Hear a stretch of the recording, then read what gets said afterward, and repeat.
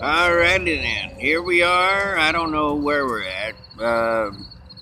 We're within a couple miles of Bushland. East of Bushland, we're on the 40. Right over that hill is a frontage road, and then next to it is the Interstate 40.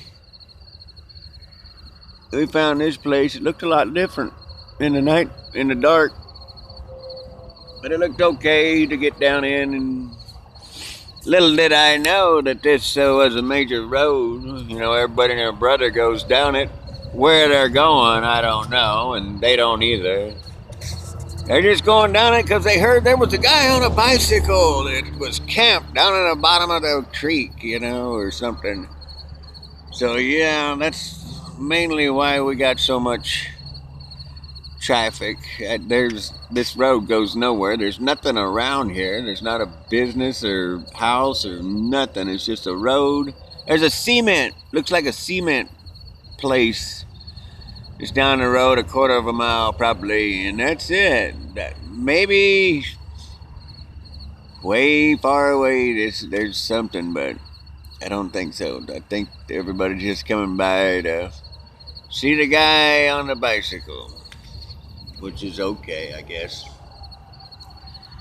We didn't ride very far out of Amarillo. I was pretty tired. We didn't get my money. They screwed it all up. They didn't know it was supposed to be general delivery, and they even asked, is it general delivery? We said, yeah. You know, what's the name that's going to be used to pick it up? John R. Parks.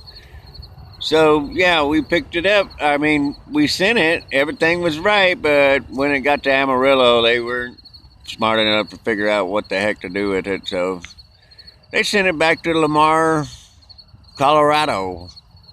I think it's called Lamar. Wherever it came from, that's where it come. That's where they sent it back to. They were supposed to, you know, the postmaster said, well, that's strange. They should have sent it back to the sender, you know, to California.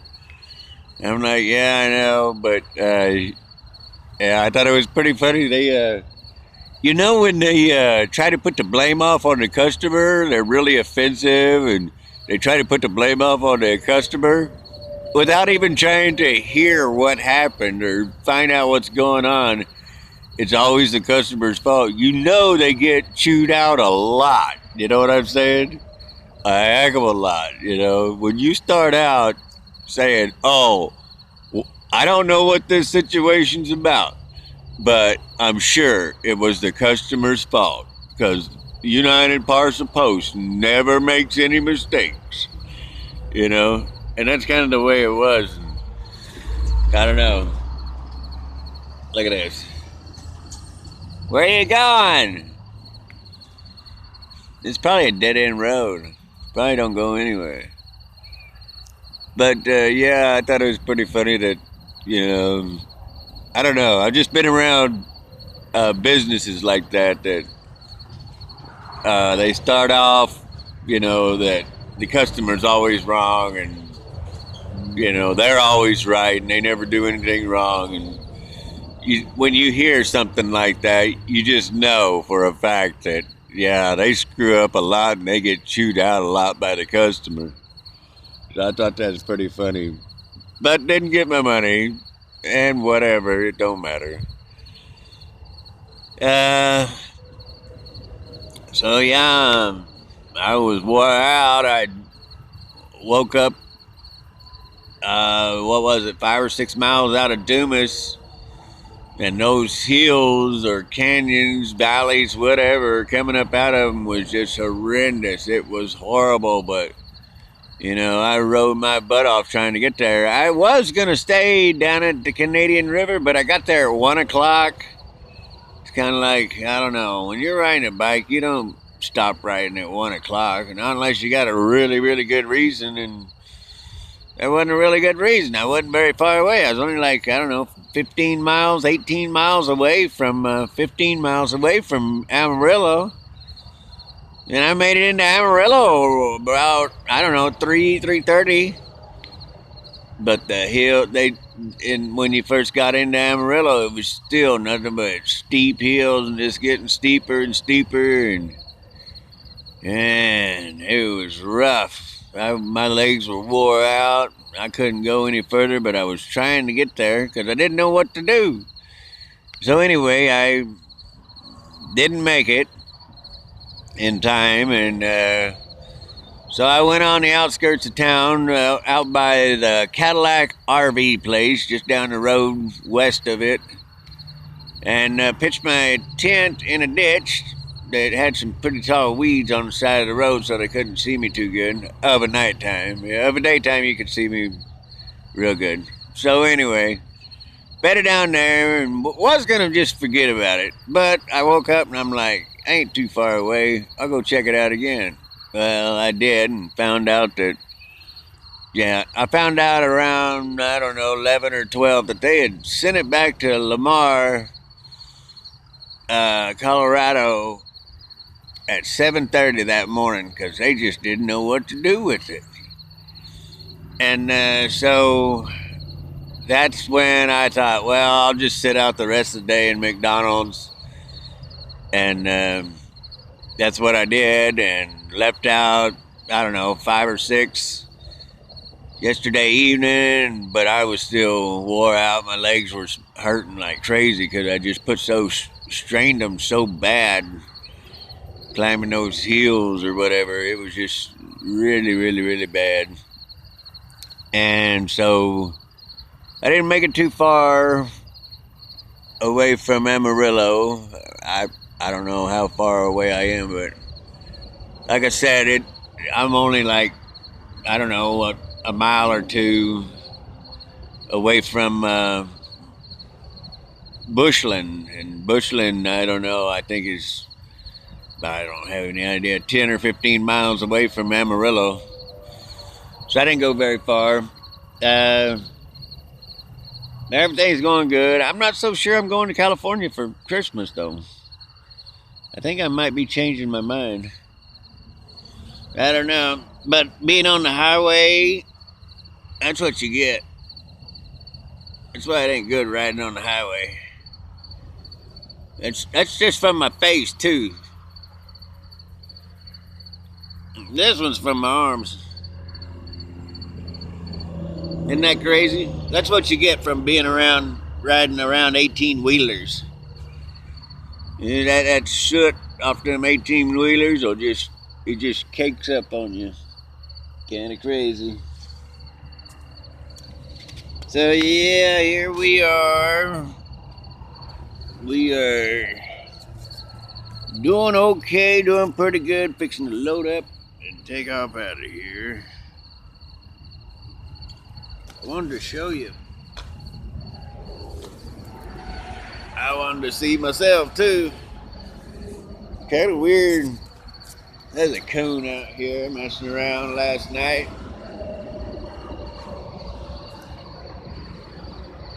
Big old giant brown thing. Hello. It looks like there's another one way over there. Underneath this still. Pretty strange. I'm surprised I didn't run in. Hey, look at there. There's a pair of scissors.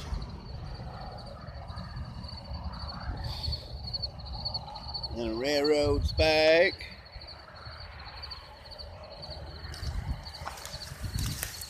Surprised I don't run into any snakes every night time. You'd think I would.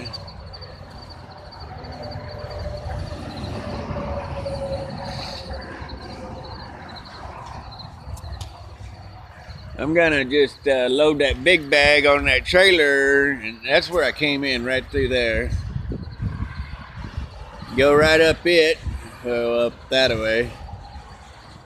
With just my trailer a little bit full, and then put everything over here.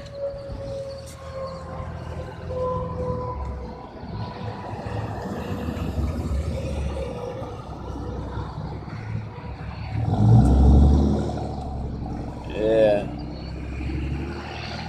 You know they ain't driving, they're driving by and looking at you when they drive by and act like they don't see you. So yeah, here's this truck. I've seen him probably twice now.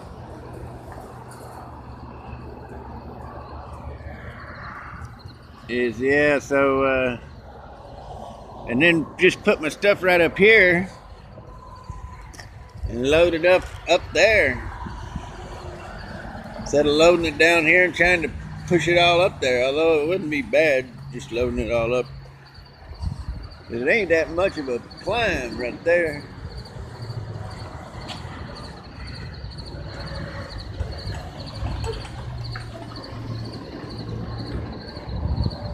You know, it looks like there's another thing over there, culvert thing. See, that's Interstate 40. Hello, Interstate 40!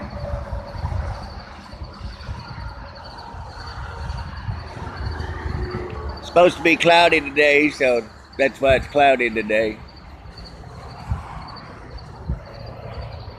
I don't know about rain. Mom said they got rain right now. Be heading my way pretty soon, so I don't know. But yeah, everything's going good. And we're heading west. But I hope we're soon heading south or somewhere else. I don't like being on this Interstate 40. It's not too bad, it's just, yeah.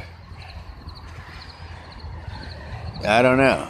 Ain't too crazy about it. Want to get off out in the middle of nowhere again, you know? Go to some small towns on some roads where there ain't hardly anybody riding and everything.